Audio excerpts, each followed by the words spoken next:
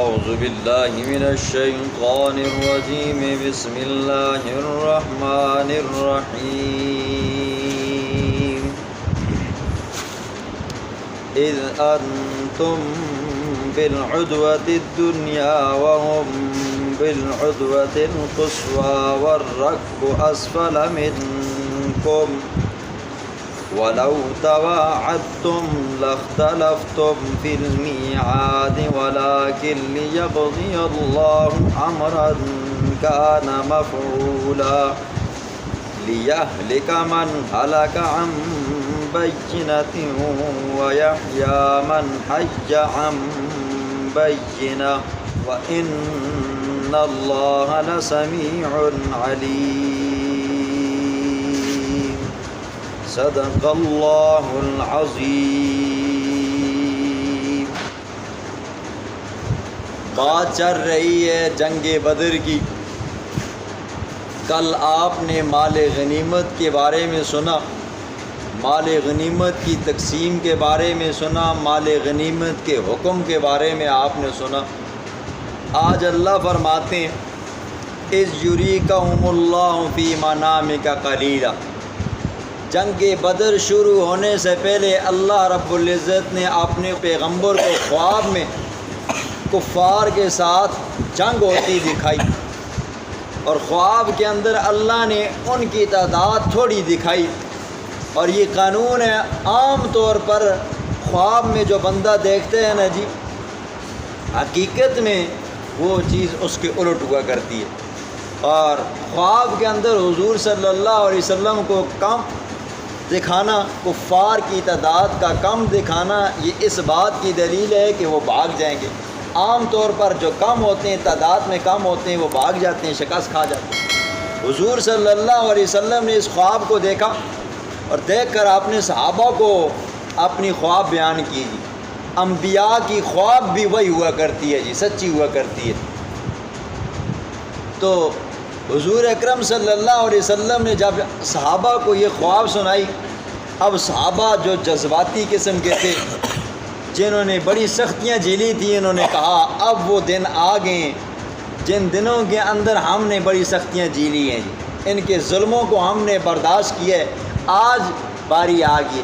حضور صلی اللہ علیہ وسلم نے صحابہ کو جب یہ خواب سنائی، اللہ کا حکم ہوا کہ مشرکین مکہ تجارت کی غرض سے ان کا قافلہ فلاں فلاں علاقے میں جاتا ہے، جس کی تفصیل آپ نے پیچھے سنی ہے کہ عرب کی زمین چونکہ پتھریلی زمین تھی، کاشتکاری کے قابل نہیں تھی، تو یہ لوگ سال کے اندر 2 سفر کیا کرتے تھے۔ ایک سفر گرمیوں کا ہوا کرتا تھا، ایک سردیوں کا ہوا کرتا تھا، جسے قرآن سورۃ قریش میں یوں بیان کرتا ہے رحلۃ الشتاء والصیف۔ گرمیوں میں جاتے تجارت کرتے، وہاں پر چیزیں بیچتے، شام کے اندر، فلسطین کے اندر، اردن کے اندر، پھر وہاں سے چیزیں لے کر واپس اپنے ملک میں آتے، یہاں پر بیچتے۔ جو نفع وہاں سے حاصل ہوتا، یہاں سے نفع حاصل ہوتا، تو اس سے ان کا سال کا گزران ہو جاتا تھا۔ تو اس مرتبہ مشرکین مکہ نے آپس میں یہ مشورہ کیا، دار الندوہ کے اندر بیٹھ کر کہا دیکھو یہ محمد صلی اللہ علیہ وسلم اور اس کے صحابہ جب ہمارے پاس تھے تو ہم کبھی ان کا کھانا بند کرتے تھے، کبھی پینا بند کرتے تھے، کبھی ہم انہیں راستوں کے اندر روک لیا کرتے تھے، کبھی کیا کرتے، طرح طرح کے ہم مظالم ان کے اوپر ڈھایا کرتے تھے، ظلم کیا کرتے تھے، لیکن یہ کلمہ توحید کو، دعوت و تبلیغ کو نہیں چھوڑا کرتے تھے۔ اب تو یہ ہم سے دور چلے گئے ہیں، وہاں پر گئے ہیں، اب وہاں پر یہ تبلیغ کریں گے، ان کے ساتھ اور لوگ ملیں گے تو یہ ان کا ایک دستہ بن جائے گا، ایک جماعت بن جائے گی، لشکر بن جائے گا، تو یہ کہاں میں چھوڑیں گے؟ یہ اپنے وہ پرانے بدلے ہم سے لیں گے، لہٰذا بہتر یہ ہے وقت کے آنے سے پہلے ہی تدبیر کر لو۔ تو کہا کہ کیا کرنا چاہیے؟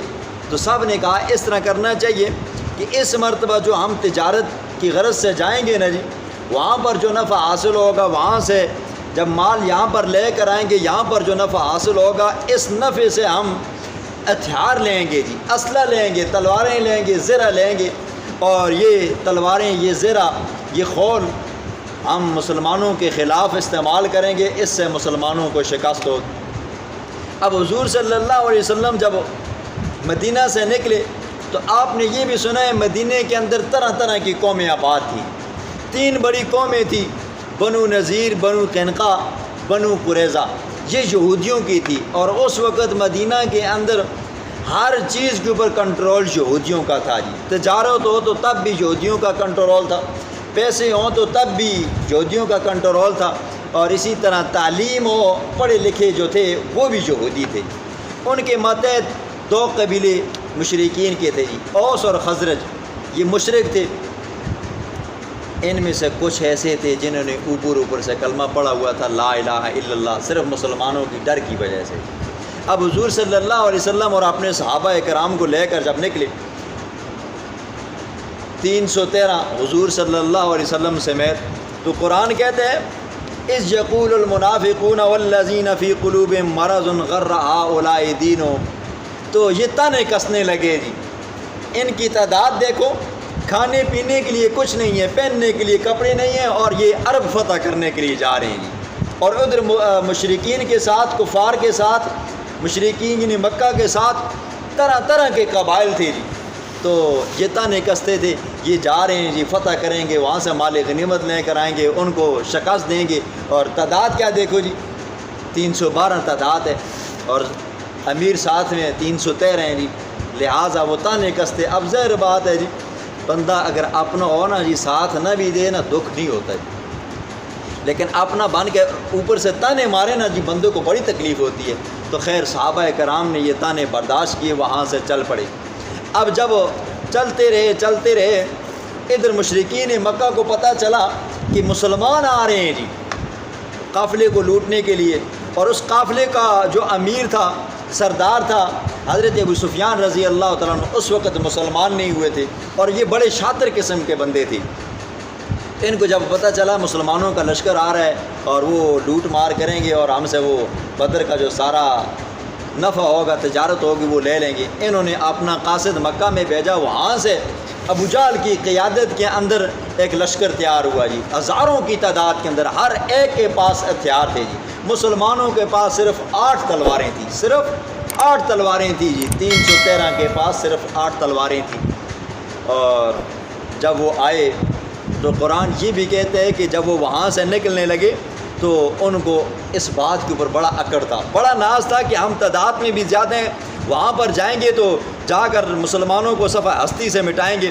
وَلَا تَكُونُوا كَالَّذِينَ خَرَجُوا مِن دِيَارِهِمْ بَطَرًا وَرِئَاءَ النَّاسِ وَيَصُدُّونَ عَن سَبِيلِ اللَّهِ، وہاں سے نکلے، اپنے ساتھ ڈول باجے بھی لیے جی، گانا گانے والی لڑکیاں بھی لیں، ڈانس کرنے والی لڑکیاں بھی لیں، جائیں گے جی، تھوڑی سی تعداد ہے مسلمانوں کی جی، ہمارے ساتھ تو کیا جی 1000 کا لشکر ہے جی، ہزاروں کی تعداد میں ہمارے پاس اسلحہ ہے، اور وہاں پر جائیں گے، مسلمانوں کو ختم کریں گے، وہاں پر بیٹھ کر اونٹوں کو ذبح کر کے کھائیں گے، دعوت کریں گے اور پارٹی کریں گے، اور اس کے بعد جشن منائیں گے۔ یہ یہاں سے تکبر اور اکڑ کے طور پر نکلیں۔ دیکھیں، تکبر ایک ایسی چیز ہے نا جو بندے کو عروج سے بندے کو نیچے لے کر آ جاتی ہے۔ تکبر کے بارے میں اللہ کے پیغمبر نے فرمایا، حدیث قدسی ہے، فرمایا، اللہ فرماتے ہیں الکبریاء ردائی، یہ تکبر غرور اللہ فرماتے ہیں میری چادر ہے جی، تہ باندھ ہے جی۔ اور خود سوچو جی، کوئی بندہ کسی کا تہ باندھ اتار دے جی، نیچے سے لنگی کھول دے، وہ بندہ اس کو معاف کرے گا؟ نہیں۔ اللہ فرماتے ہیں فمن نازانی، جو بندہ مجھ سے اس بارے میں جھگڑا کرے گا، جو بندہ مجھ سے وہ تہبند کھینچنے کی کوشش کرے گا، تو اس بندے کو میں صفحہ ہستی سے مٹا دوں گا۔ یہ تکبر بندے کو بڑی دور تک لے کر جاتا ہے جی۔ اور حدیث میں آتا ہے کہ جس بندے کے دل کے اندر رائی کے دانے کے برابر بھی تکبر ہوگا، غرور ہوگا، اپنے آپ کو بڑا سمجھتا ہوگا، باقیوں کو گھٹیا اور خسیس سمجھتا ہوگا جی، باقیوں کو انسان ہی نہیں سمجھتا ہوگا، مکھیاں سمجھتا ہوگا، فرمایا وہ بندہ اولاً جنت میں داخل نہیں ہوگا جی۔ پہلا جو دخول ہوگا جی جنت کے اندر، فرمایا اس کے اندر یہ داخل نہیں ہوگا، دیر سے داخل ہوگا۔ اب کتنے دیر سے داخل ہوگا، کتنے سالوں کے بعد، کتنی صدیوں کے بعد داخل ہوگا، یہ اللہ ہی خوب جانتے ہیں۔ لیکن اگر کوئی بندہ تکبر کو حلال سمجھتے ہے جی، تو فقہا فرماتے ہیں وہ بندہ مسلمان ہی نہیں رہتا، وہ بندہ کافر ہو جاتا ہے۔ لہٰذا تکبر سے اپنے آپ کو بچانا ہے جی۔ خیر، اللہ نے اپنے ایمان والوں کو حکم دیا جاتے ہوئے اللہ کا ذکر کرتے جانا ہے۔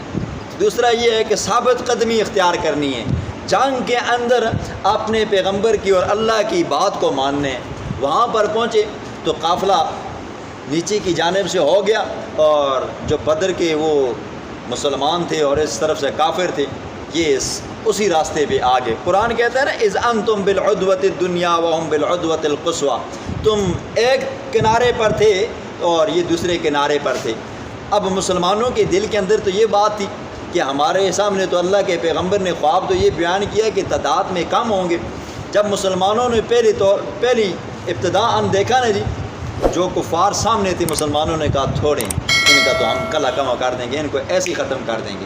جب تعداد زیادہ دیکھی نا جی، اب گھبرا گئے تو گھبرانے کی وجہ یہ نہیں تھی، ہمارے ساتھ تو وعدہ یہ کیا تھا، ہمیں خواب تو یہ بیان کیا گیا تھا کہ تعداد میں کم ہے، یہ تو کیا ہے جی زیادہ ہے۔ اور ادھر اللہ نے اپنے پیغمبر کے ساتھ یہ وعدہ کیا تھا میں تمہاری مدد کروں گا 3000 لشکر کے ساتھ۔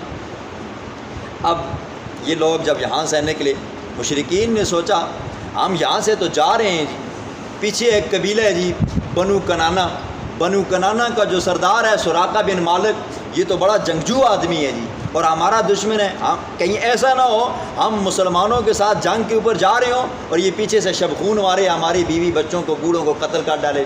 اب ڈر گئے۔ اب جب ڈرے نا جی تو کیا کرنا چاہیے؟ اتنے میں ایک سراقہ بن مالک کی شکل میں ایک انسان آیا، یہ شیطان ابلیس لعین تھا۔ جب ان کے پاس پہنچا کہا کہ میں نے سنا ہے کہ آپ ڈر رہے ہو میری وجہ سے، میں تمہارے ساتھ ہوں لہٰذا تمہارا ساتھ دوں گا، تمہارے اوپر حملہ نہیں کروں گا۔ اب جب مسلمان تھے وہ آئے اور اسی طرح کفار تھے، سراقہ بن مالک بھی تھا، حقیقت میں وہ شیطان تھا۔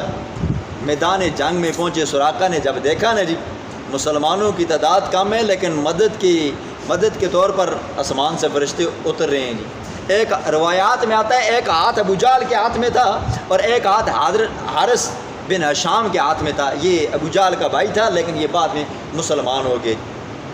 اب جب سراقہ نے دیکھا نا جی فرشتے اتر رہے ہیں تو اپنا ہاتھ کھسکایا جی، کھسکایا پیچھے کی طرف ہوا تو حارث بن ہشام نے پوچھا کہ کیا وجہ سراقہ پیچھے بھاگ رہے ہو؟ کہنے لگا انی ارا ما لا ترون، میں وہ چیز دیکھ رہا ہوں جو تمہیں نظر نہیں آ رہی۔ اس کو پتہ تھا کہ جبریل اور میکائیل اوپر سے اتر آئے ہیں، اب خیر نہیں ہے۔ تو وہاں پر گمسان کی جنگ ہوئی تو اللہ فرماتے ہیں کہ یہ وہ جنگ تھی جس کے اندر اللہ نے تمہیں فتح عطا فرمائی۔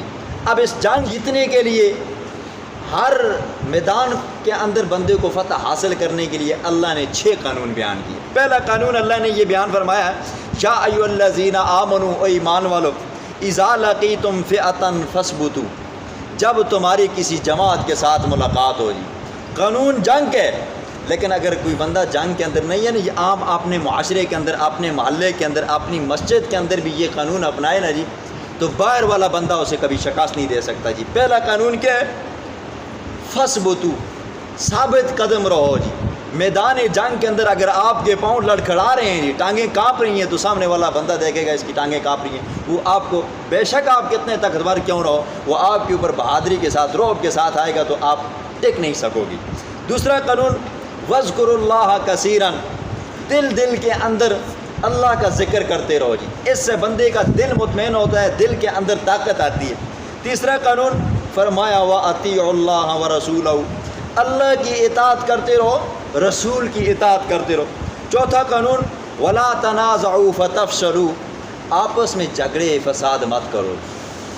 وَتَذْهَبَ رِيحُكُمْ وَاصْبِرُوا، پانچواں ادب یہ ہے کہ صابر رہو جی، ہمیشہ صبر کرتے رہو، دکھ بھی آتے ہیں، پریشانیاں بھی آتی ہیں، مصیبتیں بھی آتی ہیں، لیکن ثابت قدم رہو گے، صبر کرو گے، اللہ کی اور اس کے رسول کی بات مانو گے تو فرمایا ان اللہ مع الصابرین، تو اللہ صبر کرنے والوں کو ساتھ ہوتا ہے۔ قانون دیکھیں کتنا زبردست قانون اللہ نے بیان فرمایا۔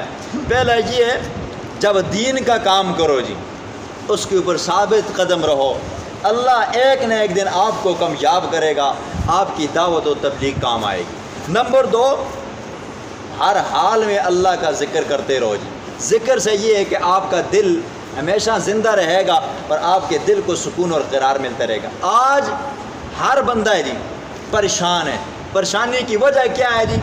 کچھ سمجھ نہیں آ رہی ہے۔ کروڑ پتی ہے تو تب بھی پریشان ہے، غریب ہے بھی تب پریشان ہے۔ غریب کی تو سمجھ آتی ہے جی بیچارے کے پاس صبح اٹھ کر اس نے جانا ہے، دیہڑ لگانی ہے، بیوی بچوں کے لیے کچھ کمانا ہے، لیکن کروڑ پتی ہے، اس کے پاس سب کچھ ہے لیکن سکون نہیں ہے۔ وجہ کیا ہے جی؟ نہ اللہ کو یاد کرتا ہے، نہ رسول کی باتوں کو مانتا ہے۔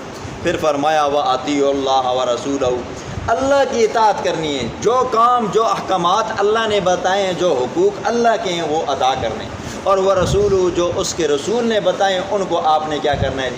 بجا لانا ہے۔ اور نمبر 4 وَلَا تَنَازَعُوا فَتَفْشَلُوا، آپس میں جھگڑا مت کرو، وَتَذْهَبَ رِيحُكُمْ، اس سے تمہارا روب چلا جائے گا۔ دیکھیں جی، میدان جنگ کے اندر اگر بندہ آپس میں لڑ جائے نا جی، تو فریق مخالف دیکھتے ہیں ان کے آپس کے اندر اتحاد نہیں، اتفاق نہیں۔ جب بندے کے آپس میں اتفاق اور اتحاد نہ ہو تو وہ بندہ جنگ جیت نہیں سکتا۔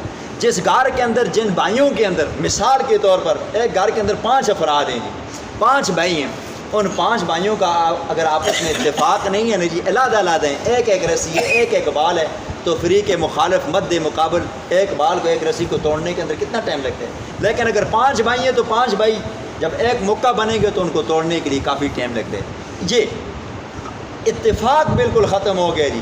جہاں بھی جاؤ، جس علاقے میں جاؤ، جس قبیلے میں جاؤ، یہ ہماری مسجد ہے، اب ہم مسجد کے اندر ہم ہوتے ہیں جی، اللہ کی رضا کے لیے ہم آتے ہیں، ایک ہی صف ہوتی ہے لیکن ہمارا آپس میں اختلاف چل رہا ہوتا ہے۔ مسجد کے اندر بیٹھے ہوئے ہیں، پہلی صف کے اندر بیٹھے ہوئے ہیں، تو کیا ہے؟ دل کے اندر کینہ ہے، حسد ہے، بغض ہے، تو اتفاق کہاں سے آئے گا؟ جب اتفاق نہیں ہوگا تو کل کوئی بندہ آپ کے ساتھ بات کرے گا یا آپ کے اوپر حملہ کرنے کی کوشش کرے گا۔ نماز جیسی عام عبادت کے اندر اتفاق نہیں ہے تو باقی کہاں پر اتفاق ہوگا؟ پھر فرمایا وَلَا تَكُونُوا كَالَّذِينَ خَرَجُوا، چھٹا قانون، ان لوگوں کی طرح مت ہونا کہ جو لوگ مکہ سے نکلے تھے اپنی شان کو بڑھا رہے تھے جی، ہم جائیں گے، جیتیں گے جی، تکبر اور غرور آ گیا تھا۔ جس بندے کے اندر تکبر اور غرور آ جاتا ہے تو وہ بندہ بھی کبھی کامیاب نہیں ہو سکتا، فتح اسے نہیں مل سکتی۔ پھر فرمایا وَيَصُدُّونَ عَن سَبِيلِ اللَّهِ، اور اللہ کے راستے سے لوگوں کو مت روکو۔ جو بندہ دین کی جہاں پر بھی خدمت کر رہا ہے جی، جس حال میں کر رہا ہے، اگر خود نہیں کر سکتے ہو، خود ہیلپ نہیں کر سکتے ہو، تو کم از کم اس کے معاملے کے اندر، اس کے کام کے اندر رکاوٹ مت بنو۔ 7واں قانون اللہ نے فرمایا وَإِذْ زَيَّنَ لَهُمُ الشَّيْطَانُ أَعْمَالَهُمْ وَقَالَ لَا غَالِبَ لَكُمُ الْيَوْمَ مِنَ النَّاسِ، ہر وقت اللہ کی پناہ میں رہو جی۔ یہ شیطان بڑا لعین قسم کا دشمن ہے جی۔ حدیث میں آتا ہے ان الشیطان یجری من الانسان کما جری الدم، شیطان اتنا باریک لطیف دشمن ہے نا جی، بندوں کو سمجھ نہیں آتی۔ حضور نے فرمایا خون جہاں پر چلتا ہے جی، رگوں کے اندر، ہمیں نظر نہیں آتا، رگیں نظر آتی ہیں، خون چلتا نظر نہیں آتا، تو یہ خون کے اندر سے ہوتے ہوئے ہر جسم کے ہر جگہ پہ جاتا ہے، تو بندہ کبھی بھی کسی وقت بھی پھسل جاتا ہے جی۔ بڑے بڑے اولیاء کرام گزرے ہیں جی، شیطان نے حملے کیے ہیں، حضور صلی اللہ علیہ وسلم صبح کی نماز پڑھ رہے ہیں، شیطان نے حملہ کیا جی، شیطان حضور صلی اللہ علیہ وسلم کو بلانے کی کوشش کر رہا تھا، لیکن اللہ کے پیغمبر کے ساتھ 24 گھنٹے اللہ کی مدد شامل حال رہتی ہے۔ کتنے ایسے ولی گزرے ہیں جنہیں شیطان نے بہکایا اور آخری وقت میں بہہ گئی۔ اللہ رب العزت ہمیں ہر قسم کے فتنے سے، شیطان کے شروں سے محفوظ